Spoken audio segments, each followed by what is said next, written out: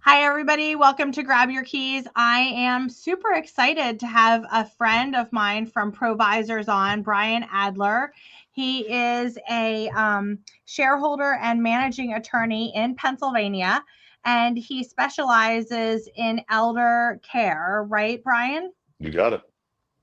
So I'm super excited to have you on because I really think that you a couple weeks ago or maybe a month ago really enlightened me when we were talking about a situation. And I thought to myself, really being proactive with regards to elder care and knowing who, where, all the dynamics of it is super important. How did you get into this business? By stumbling ass backwards. Okay. So I I always wanted before I went to law school, the career, the different career I had was very much client focused. It was relationship based, and I enjoyed it so much. The families that I worked with, I'm still close with. I've been groomsmen in weddings Right. of their sons and daughters. We're that close. And I went to law school thinking I'd go into litigation. My dad does. And I go and move back to Harrisburg where I grew up and go be a litigator. And it took me 6 minutes to figure out how much I hate litigation. Right. You sue me for $1 million. Say I owe you nothing, and you settle on 500,000, and I settle on 500,000. And the lawyers go make their beach house payments. Right. So I didn't really know what I wanted to do, but I took a co-op in just basic estate planning. And from there, I found it still unfulfilling. It was just pushing paper. No offense to those of my colleagues that do that work. And I happened upon a job interview or a job ad for an elder law associate in Central Bucks. So I applied, I got it, I cut my teeth. I fell in love with the relationship that you can create with the clients. You can have lifelong, meaningful connections with them and feel fulfilled about what you're doing. And most of my clients wind up better off. Actually, I would hope all of them would say they wind up better off having hired me, not compromising as I encountered when I was in litigation. Yeah, that's great. What do you feel you're successful? What do you think your three keys to success or the success of anyone it might be? Well, first, I would say that I have enjoyed success. I don't know that successful I'll assess when I'm on my deathbed. I'll look back and see what my success really was. Um, but I've enjoyed some really positive wins. Um, I think having a touch of OCD is very helpful. Right. It really keeps I you agree. driving, but that flippancy aside, it's diligence, it's attention to detail, and it's relationships. It's recognizing that you my whole business is built on relationships. Yes, we do SEO and SEM and social media, and that's fine. But our business is built on relationships with professionals, and it's built on relationship with clients. So I think communication is key, paying attention to detail, and just staying out there and staying as a thought leader, and recognizing that constantly educating yourself will help you educate others, who then in turn rely on you to educate them.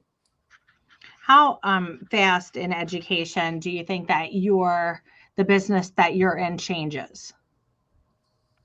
In some ways it's glacial, in other ways it's lightning. So, Medicaid, for example, and health insurance issues like Medicare, those are legislative. They move at a snail's pace, if ever.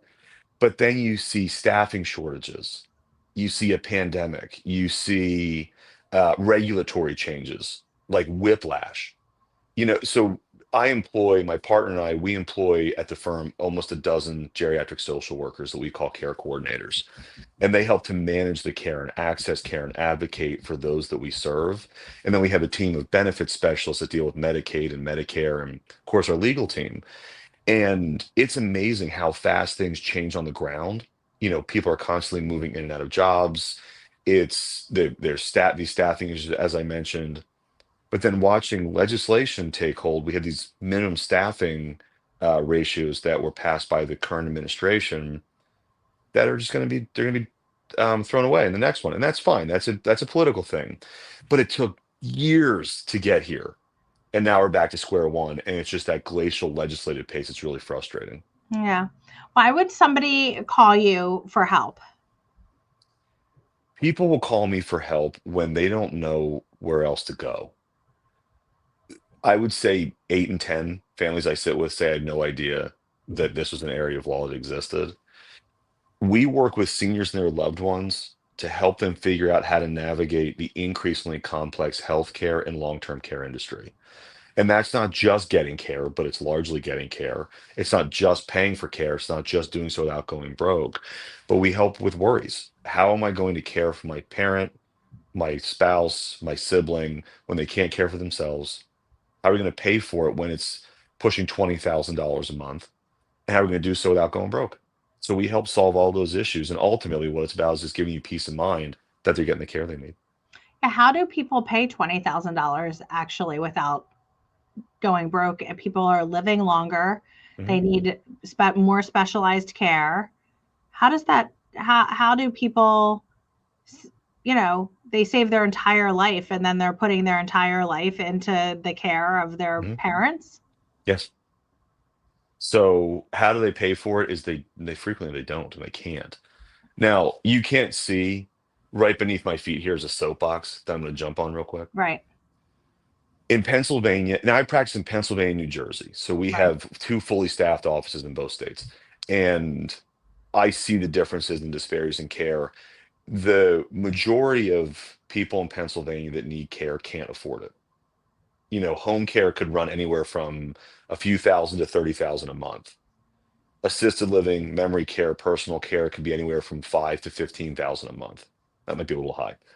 And nursing home care is 14 to 18,000. And the only way to pay for that is with the money in your pocket, unless you qualify for Medicaid, the public benefit.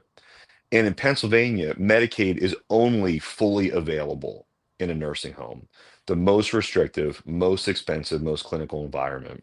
There's a limited home care benefit. In New Jersey, same concepts, but it extends somewhat to assisted living, but still not perfect. So unfortunately, you have people, a lot of my clients, particularly in Pennsylvania, they would thrive at home or in assisted living, but they either don't have the means to pay for it or they don't qualify for the Medicaid program over here. So they wind up in nursing homes, not out of social or clinical need, but out of financial need. So to answer your question is if you come to an elder law attorney soon, before you're sick, or at least when you're first diagnosed, there are things you can do. But a lot of the families you represent are in crisis and they wind up on Medicaid in nursing homes through no fault of their own. They're just victims of the system. Yeah. Um, so you see this, how do you see your, I mean, you said it's glacial, but it's also lightning. Do you see Yeah. that evolving in the next administration? Like, how do you see that evolving over the next 4, 5 years to a decade? I have no idea, Sue. I wish I did. I think there's a lot of wild cards that in our on our political landscape, and I'm not being political at all, whether you're left, right, or center. I think there are other priorities that have been elevated that on the national scale are part of the national conversation. And our aging care system, the mental health care system, the child care system, it's been relegated to a second or third class citizen. So I don't know that we're going to see much change, if ever. And that cuts both ways. You know, yes, I'd like to see minimum staffing standards. Yes, I'd love to see Medicaid expansion so it could cover assisted living or more home care. Yes, I'd love to see a national long-term care insurance policy, similar to a retirement account, where you can just allocate 500 bucks a month goes into this account. I would love all of that, but I also don't want things cut. So I'm conscious and I'm sensitive to the fact that you can wish for all this pie in the sky, but also be happy with what you have, and you can work inside the existing framework without fear. Yeah, that's great. And I think that working without fear is super important. I do think that lots of people, as they get older, even when you're in your 50s, you're thinking about your future. When you're in your 60s, even more so. And when you're in your 70s, 80s, and 90s, you're like, what? I have to just plan for the next 6 months. It's wild. My father said to me, so he rolled up his practice. He was had a litigation firm in the Harrisburg area, and his partner passed away, and he rolled up to a larger firm. And I called him and said, "How you doing with this? Your best friend and partner of 60 years died, and you rolled up." He goes, "Not great. I'm looking at the end of the runway." And that's hard to hear, but I imagine it's even harder to face, And say, particularly when in where we are now. you don't have a lot of there's not a lot of freedom of choice when it comes to care. You have these options, but they're all besieged by the same issues: staffing problems, funding issues, uh, possibly you might want to call it excess regulation or not enough regulation, however you want to look at it. It's not as good as it was 10 years ago. It's not as good as it was 15 years ago. I know after I had talked to you, I went home. My dad's an attorney, and I was like, "You need to call this guy and make sure that you're on the right page." And he was like, "Okay, you're actually not wrong about that." And we So, look at this, we really look at ourselves as healthcare advocates that happen to practice law. The law is the hook. It's what people are looking for because they know they're in a legal quandary and a quagmire. But the reality is the bulk of the work we're doing is healthcare advocacy, long-term care support, being a resource. The legal part of it is often packed away relatively quickly in nearly every case. There's always those sort of outliers, but our families work with us for the rest of their lives because of our coordination team, our Medicaid and Medicare specialists. They don't After the first couple of weeks, they don't care about me anymore. They right. love all the people we employ. What do you feel one piece of advice would be that you use all the time? Listen to your expert and choose them wisely. Nothing drives me crazier in my professional and personal life when people seek multiple opinions with the same. My wife does. It drives me bonkers. She'll, if we're doing a bathroom renovation, she'll think about the paint color. She'll ask 15 people. It's insane. You're gonna get 15 different opinions, then you just wind up paralyzed. So when families come to me, I explain to them very early on that we're the center of the wheel. We're your center of influence. If you have outside professionals like financial advisors or CPAs, we're going to coordinate with them. Absolutely. If you don't, we might recommend them, but we're the ones that are going to sit in the center of the wheel.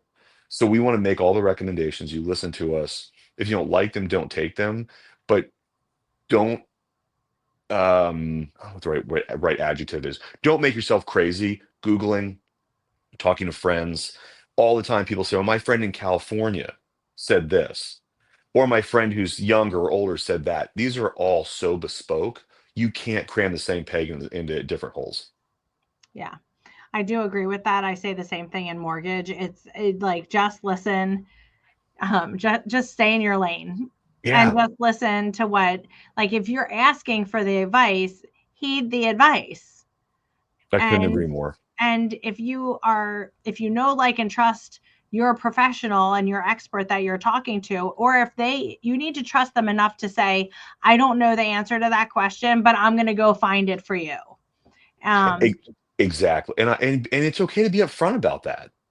We don't have to be infallible. People look at professionals as these infallible computers of all knowledge. It's okay to say, you know what, that's a question of first impression. Let me look it up. I'll get back to you. And people will respect you more than flying off the cuff and giving a wrong answer. I learned when my dad years and years and years ago said, everyone's practicing their profession. Not a doctor is practicing being a doctor. Uh, Yeah, Attorney is practicing law. They say you're practicing law for a reason because it's actually you're practicing it. You get better in time, but you are always practicing it. couldn't agree more. I'm probably going to steal that now. Yeah. I'll give him credit No, it's all occasionally. good. You can steal it. He's worth like lots of good information. And people call me He, Mr. Metaphor. I love to speak in like metaphors and syllogisms, yeah. so it's not unusual for me to use things like that. Yeah, it's great. I think it actually really makes people understand that we're all human and we all make mistakes. I Yeah. love when I could get to say to somebody, I don't know the answer to that, but I'm going to get back to you. It also allows you to get back to them so you're Yeah. following through with what you're doing. And you learn more. Right. I can't tell you how much of my practice has been molded, massaged, chiseled based on experience. It's perfectly acceptable in the law to appoint multiple individuals to serve as your power of attorney. Perfectly acceptable to do the same with executors, and we do it all the time. But I usually recommend no more than two because, like 8 years ago, this client appointed her 4 kids, and 3 banks refused to accept it. They said, absolutely not. We're not set up for this. We're not accepting it. Now I learned. I warned the client this is going to be a problem. If you want to do it, we can. It's not illegal. but it's impractical. So I would suggest against it. Those are little things we've learned along the way because we've had to deal with this the fallout from it that never happened before. And fortunately, once you fix it, it won't happen since. But you have that one in the middle that causes you to change your approach. Yeah, for sure. Um, what if you were mentoring somebody, what do you think your piece of advice to them would be? And I'm sure you mentor people all the time. Funny you say that because I'm actually leaving here in 20 minutes. I'm a mentor for a transitioning veterans fellowship. Oh, I love It's a that. serving veterans, the VA. That's a big passion of mine. We do a lot of We VA work. Yeah, we serve veterans all the time. We're one of the top 100 lenders for veterans and for mortgages. And do you know how many veterans use their VA mortgage I'm gonna benefit? cry when you tell me what's at less than 5%. It's actually 11, and we got it up to 11% by just educating people.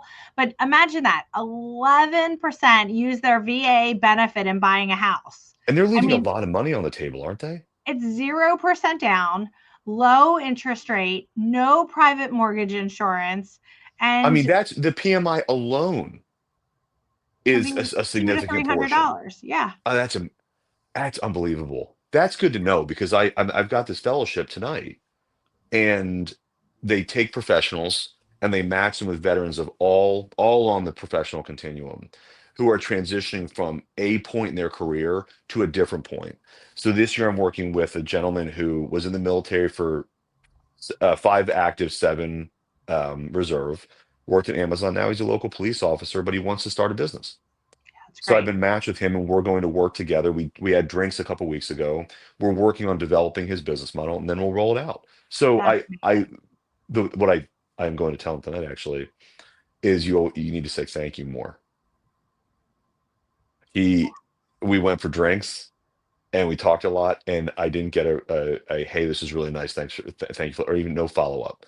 And I think that personal touch is important. I'm not being petulant either. I think it's important to no, I stay think in that top of mind. it's important for when you're helping somebody, but it's also important in your business atmosphere.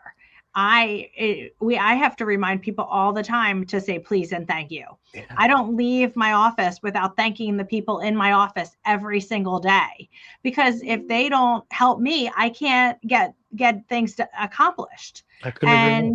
And and it's something so important even for your children. And people forget, like, even when you interview somebody, send a thank you note. That 100%. Send a thank you note. The people, somebody took their time out of their day to have a conversation with you. So important to have that those personal touches, and the attention to detail is what you also said is so important. And people forget that personal relationship today. Everybody's so fast. We just need to slow it down just a little bit. But I love what you said about the veteran. I was at Penn State. My daughter's a junior at Penn State. I went to Oh, the I'm a Penn Stater. That's Oh, wonderful. yeah, sorry for the game last week. The That other was day. I'm just pretend I went to bed thinking we had it We're locked just up, and so it's pretending it my didn't fault. happen, right? Yeah, we're just gonna Better go you to didn't next year. watch. So I actually did watch. But I was at the Ohio State Penn State game a couple months ago, and I got into the Uber and I said to the guy, "Hey, how'd you end up at Penn State?" Just talking. Ends up that he's a veteran. He was in Germany and Dubai for the most of his active duty. Came home from Dubai, has a wife and both husband and wife, both veterans, both special operations, both ended up at the Penn State area. Their dream is to buy a house. They were turned down from a veteran administrator, some place that didn't know how to do veteran loans, but had like veteran, that they did know how to do veteran loans. And they're going to be buying a house with us, and they're It's going to start awesome. building equity. I mean, but that's just a great story of someone. He thought he needed money. He thought his FICO score wasn't good enough. You don't really need to have that great of a FICO score to get a VA. It needs to be good, but not great. It can be Well, in the Sue, and you 500s. there's more to it than that too. You just had a conversation. Right. Like all you did, you had no idea this guy was. It wasn't like he was coming to your table you were sitting at. He didn't know who you started a conversation and it turned into business. That's relationships. That's total relationships. Of course, my daughter's sitting in the back seat with me, like, "Mom, please, mom." You are But such a nerd. yeah, and I'm like, "Oh my gosh, but Allison, there is a reason he picked us up. There's a reason that I'm having the conversation. Like, if we can help somebody, we want to help somebody." And that generation is now learning, whose, you know, face has been in their phone their entire Yeah, I life. was just gonna say it's here all the time. I drive my girls to school every morning. I have a 9-year-old and an 11-year-old, and I drive them to school every morning. And I drive past a couple bus stops, and all these kids are just and there's kids everywhere. They're surrounded Yeah, by them. I think, what do you got? Talk to these. Like I'm looking at these guys. I'm like, players, shoot your shot. There's girls everywhere. Vice versa. yeah. Like, have at it. But they just want to be on Instagram. Yeah, so I think that that's super important to always remember. But I love that what you're doing and mentoring those veterans. I That's a love this great, program. such a great program, and you're also giving back to your community at the same time, which is so important. I don't think a lot of people give back to their community these days. I'm guilty of it. I don't give back nearly as much as I want to. It's you're just so pressed for everything.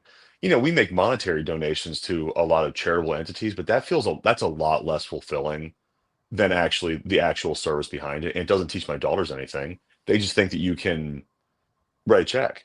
Yeah, My oldest is on the swim team, and you have to all the parents have to volunteer twice to do something like, you know, timer or bathroom duty, whatever. And it drives you crazy. These swim meets are like 100 years long, and it kills your whole Saturday. But you pull in your pants and you go. And my daughter said, "But Daddy, you can just write a check and you don't have to go." I was like, "That's not no. It's the world. We don't live in a world where you buy your way out of responsibility. I'll buy you out of trouble. All right, I'll bribe police officers to get you out of prison, get you out of jail, but you don't pay your way out of responsibility." And for those of you listening about me bribing police officers, that was a joke. I was being that was a sarcastic. joke. That was a It joke, certainly right? was. That was a joke. Yeah, when you live in the same town and you get picked up at the same time, sometimes knowing the police officers is always good. Big win. Yeah, that's super important. But I want to go back to that community service for a second. I don't know if you've had the same experience, but as our great uncles and great aunts pass, you hear great stories of them, of serving as a veteran, being in a Yeah. war, leaving work at 5 o'clock, having dinner, being a volunteer firefighter, or going Hmm. to the community service. And as I sit in those viewings and funerals, I'm just awestruck that they had the time, that of how I they agree. served. I don't even know how they did it. I don't know how to. It's something that I think about all the time. Maybe just life was a little bit slower then. I Sue, I think about that. I'm nostalgic for a time I wasn't alive. Like, I'm nostalgic for when you could actually be a one income household. And Yeah, I'm how not that saying I'm not happened. saying the women has to be home. I'm saying I love that time. Yeah, And when I grew up, we had dinner together every night. me too. Now I've got gymnastics, basketball, soccer, swimming. There's Swimming. no dinner together ever. Yeah, It's a different world. And I listen to our vets, particularly World War II, which have largely died off. hmm, When I first got into elder law, we were doing a lot of veteran planning for World War II vets. And it's a triangle. We had a lot of World War II vets, fewer Korean, fewer Vietnam. So we just have less opportunity to work with them. But I loved listening to their stories. My yeah. grandfather Their was a story. World War II vet. I loved it. Yeah, I their stories there's are amazing. it's so Vietnam and Korea don't have the same ethos as World War II was just seemed so righteous and so patriotic.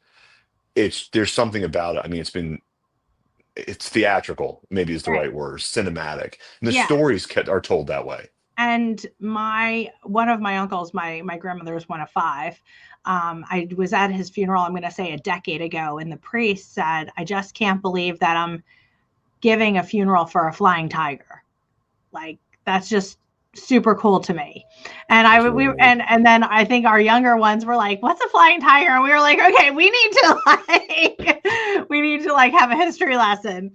So, what do you feel is in the future for you and elder care and elder law?